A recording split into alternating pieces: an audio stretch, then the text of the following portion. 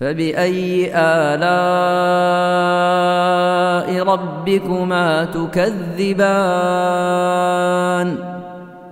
Sepanjang mereka masih sholat. Saya poinkan di sini pembahasannya. Al-bid'ah aghladu minal kabair.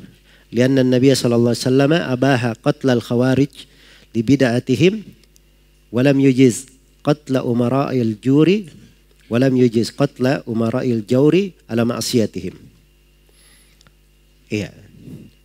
Jadi sini terdapat dalil bahwa bid'ah itu lebih besar daripada apa?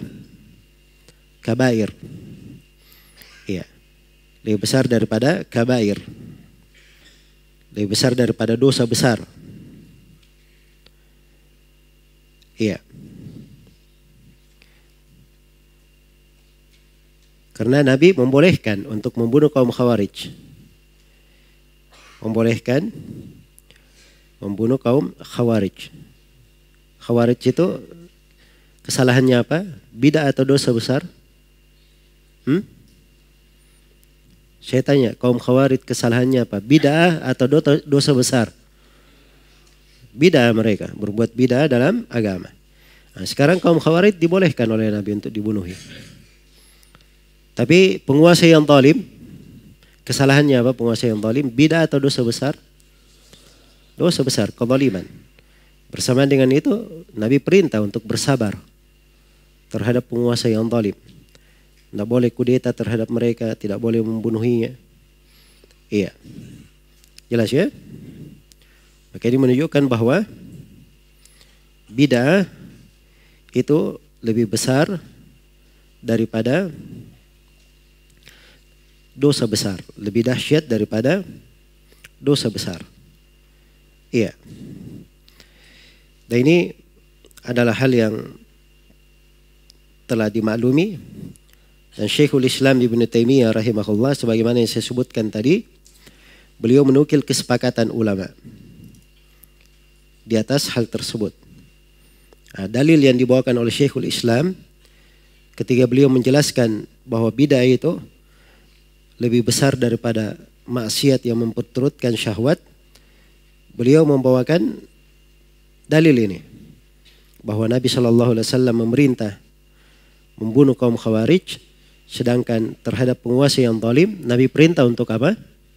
Bersabar, sebab kaum Khawarij itu bid'ah yang mereka kerjakan, sedangkan penguasa yang zalim yang mereka kerjakan adalah apa? Adalah maksiat. Baik.